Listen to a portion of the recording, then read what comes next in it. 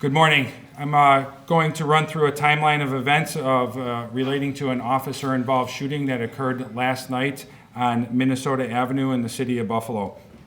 Last night at approximately 10:26 p.m., there was a call by an off-site male about a mental health crisis that was going on at that address. This was originally dispatched as a priority 3 call. So our priorities, number 1 is the highest of calls, and it drops down all the way to 7 or 8, depending on the call type. At 10:38 or 22:38 hours, there was a second call about this situation. At 10:43 that night, AMR is on scene. They update the call through their dispatch, ultimately to Buffalo Police Dispatch, that a 50-year-old man is threatening to kill the AMR crew as well as the neighbor. At 22:52 or 10:52, AMR then reports that the male now has 3 people at knife point, which triggers a immediate dispatch of police cars. 1 minute later, the dispatch has the first patrol car going to the scene. At 22:55, the first cars are reported on scene. 2 minutes after that, officers request the air being held, which means that they're looking for a reduction in radio traffic during these types of calls. 1 minute after that, at 22:58, there is a call for shots fired. At this point, this is very, very early in the investigation, and what we do know is the subject, which was a 58-year-old male, was shot 2 times by officers and ultimately was declared dead at ECMC during surgery at 11:52 last night. In this very, very brief timeline that we've had to look at and what we've been able to uncover, or what we know right now, there is a very significant level of threat that escalated against the officers in a very short period of time. In those few seconds that we're looking at, there's a deployment of a taser, which multiple times the taser was deployed. Verbal commands were issued, and then one officer fires his service weapon 2 times, ultimately striking the subject in his torso, right? So at this time, I will answer any questions that I possibly can. I would like to caution you, there is an open investigation by not only the Buffalo Police Homicide Unit, but the Attorney General, since this was an officer-involved case, that triggers an executive order, which the Attorney General's office then mirrors the Buffalo Police Homicide investigation, and they ultimately retain jurisdiction in these cases. Is he 50 or 58, you say, age? So 58-year-old male. How soon do you expect body cam footage to be released? Very good question. So the timeline moving forward will be, we will be reaching out to the next of kin, which we have not had success at this point. Once the body cam is compiled, we will offer that family the opportunity to visit, to watch that, the whole situation on play, and then we will release that to the public. So in a perfect scenario, sometime middle to end of next week, but we will give the family some latitude with the timeline. Sorry, he was tased once? So there was multiple taser deployments. That's what I will say at this point. I don't know if they were effective from the cameras that I see, but there is multiple taser deployments. Is that why it raised the level of firearm? So this is a very, very fast situation. The taser ultimately is not effective, and then a firearm is used. So where did this happen? Like outside, inside, and did he threaten the police officers, or was it the hostages, or what happened? Sure. That's a good question. Thank you.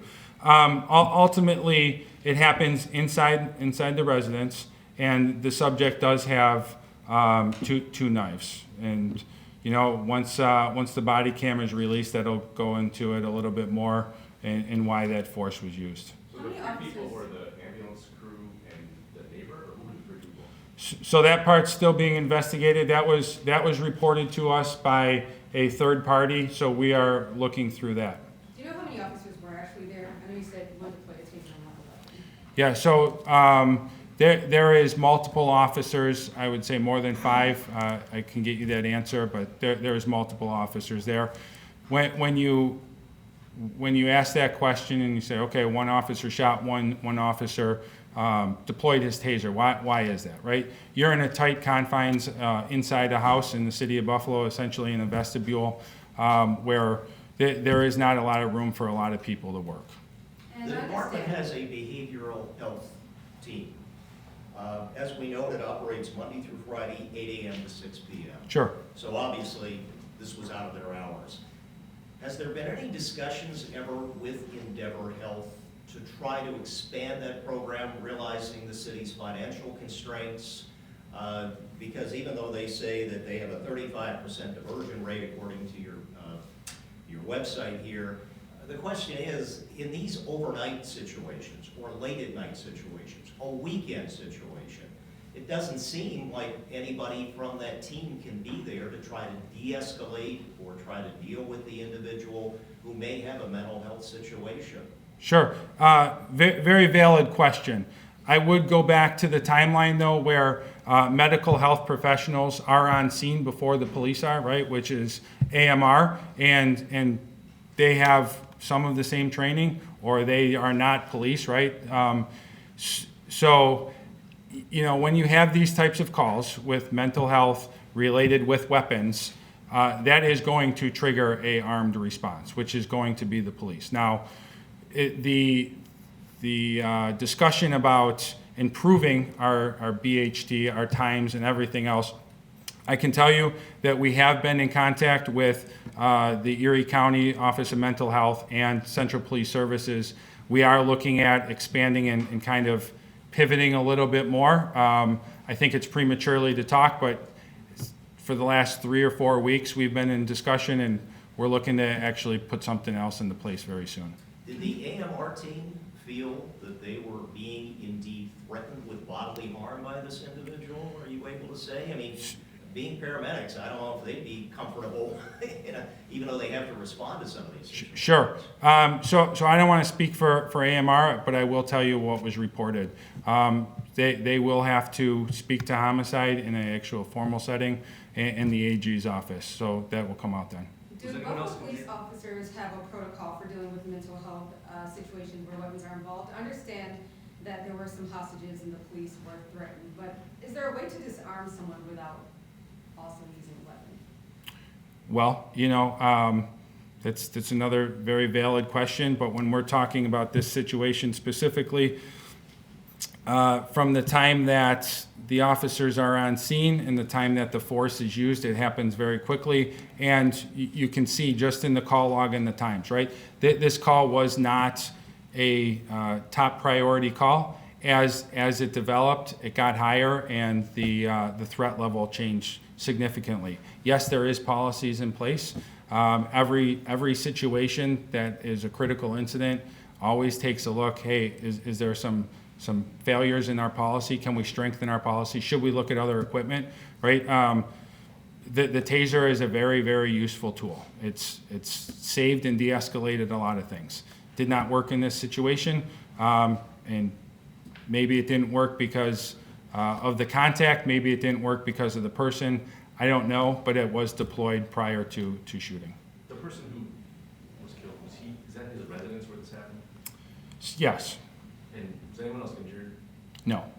Can you say what he was threatening to do to the police or the AMR? So I think once we release the body cam, that's going to be very clear. I don't want to get ahead of that, and you know, I don't think it's fair for the people involved to include the family for me to just lay everything out before they get to see it. Are you able to say if police had been there before and if there was a history with this individual? So again, another very valid question. We believe that he has not been in the area for very long, and I say very long, less than a year. When we do our initial scan on that call or that address, you know, the preliminary reports are that there is 17 ambulance calls there in a year and a half. Now, obviously, all of those wouldn't be going to him. However, we have not been able to see if they are related to him or not. But we did do the initial to look on the address. Criminally, we have had no interaction with him. It's an apartment building? It's a house that has multi-units in it. And so the first call is at 10:26, you said? Yes, ma'am. And that was, you said it was like a low-level call, like what was the call? It was just a mental health crisis. So Who called, was that the neighbor who called? an off-site caller. Okay. And is that normal for it not to be handled by the police right away, or? Sure. When you start looking at the priority levels, that specifically comes into play. Priority 1 and priority 2 calls, the in-progress calls, the higher level threat calls, will drop all of these other types of calls lower as they come in, right? So, but once it escalated to there possibly a crime in progress or safety concerns, you can see the very fast response. And when were the knives, like, spotted, or at what point, and what kind of knives? Can you describe them? So, they're spotted when the police officers see him. But again. So before AMR didn't see them? So, yeah, obviously AMR saw them because they called. But I'm talking about with respect to the police. Once they actually make contact with him, it's immediately apparent that he has knives. Like what? Like kitchen knife? Knives. Switchblade? Do we know, or Just knives. just knives? How many knives were you able to share? 2. And do you know how long after he was transferred to ECMC, how long was it afterward, was he declared dead? So in this case, we had the good fortune of AMR being on scene before, right? Sometimes that doesn't happen. And he is initially provided with medical treatment by the officers immediately on scene. AMR comes up to the house, they end up transporting him, and then he is immediately taken into surgery where ultimately he dies. So it's about 52 minutes, give or take, approximately.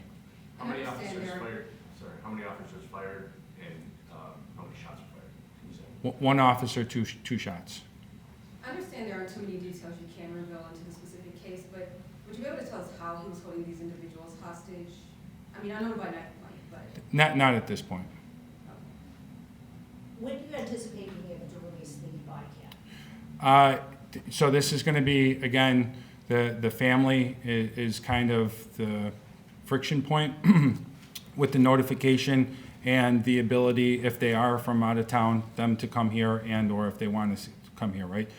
In a very perfect scenario, that would be middle of next week approximately. But I got to caution, if they're asking to wait till the end of next week, we will do that, right? We will be prepared to go before then, and then we will provide that information, but they're going to have a little bit of, to say in that matter. Is every officer trained in mental health calls, when they get, put through the basics? Sure. So there is different levels of training. There's stuff at the basic level academy, then there is in service. I can't give you a number off the top of my head, but there is multiple days CIT, crisis intervention training that a significant amount of our officers have gone through, in addition to obviously the BHT group. I'm sorry, can you reiterate, is his family actually here or from out of town, or do you not know at this point? So we do not know at this point. There is a belief that they are out of town. The status of the officer who fired the shots? Administrative leave. How about the taser? Administrative leave. Is it just those two, because there were other people there too? One other person's on administrative leave, so Oh, 3. 3 altogether. Mhm. Commissioner, can you ask a Right? question about staffing? Because we did, we Go ahead. spoke to the police union, Sure. and there are some questions about recruitment. I do know, I just got a press release here that you're trying to step that up. But how would you characterize the staffing at this point? And going into the summer months, do you have concerns about whether or not patrols will be adequately able to handle 911 calls that come in on that great volume, usually during the Sure. summer, and also the promotional ranks, the lieutenants. Yep, very good question, and reasonable, right? So where we're at with, I'll start with promotional stuff, that's a little bit ahead on the timeline. We will have a promotional exam for the ranks in June. That stuff is already underway. We have to contract through a third-party vendor that we've contracted through for, I don't know, probably at least 15 years. So that process has already started. With that being said, there ends up being a release needs to be pushed out to the police department. Then they have to have time to study, sign up, and then that process starts, right? So that is now underway. We have been working with civil service to look at the overall ranks and increasing the numbers that are in the ranks, right? Starting at the initial entry officer. In a perfect world, we will have something by the end of the summer, beginning of fall. The problem with that is that's not an immediate fix for the ranks, but when you start looking at things across the board, the secondary and tertiary effects, that ends up being over time that gets backfilled. I do not have an issue, or a concern, I should say, with people answering 911 calls. You know, we've made it through, but you know, that exam, we do need a good field. We will be putting out a YouTube video in the next week, try to get candidates to start working out on their own, because that is a problem. So even in a perfect world, if we're able to push something out in September, they do not qualify for manpower if we can get them in the January class for a while. But the problems that we've seen across the country is not much of an interest in policing, right? So when these things happen and maybe there's a lot of scrutiny, makes the job sometimes a little bit less appealing. So we have to do our part by making sure that we're available, we're talking, we're creating transparency through this to be able to let people know what a good job it is and all the good things that are available, and just being prepared to take the exam. Wrap With up the there. new Thanks, everybody. administration, can I just one last one? Just, we have a new administration, you're a new commissioner. I think this is the earliest I've ever seen a press conference about a shooting like this. How else are you going to be doing things differently in you know, when you're dealing with a police-involved shooting? Well, you know, I think that as long as we're pushing out as much information as possible, as fast as possible, that gives it a little bit more credibility, whether it's, you know, a good shooting, if you will, or something that's maybe we could have done better as an agency, right? But if people know that we're going to be as transparent as possible, good and bad, I think it helps as well. All right. Thanks, everybody.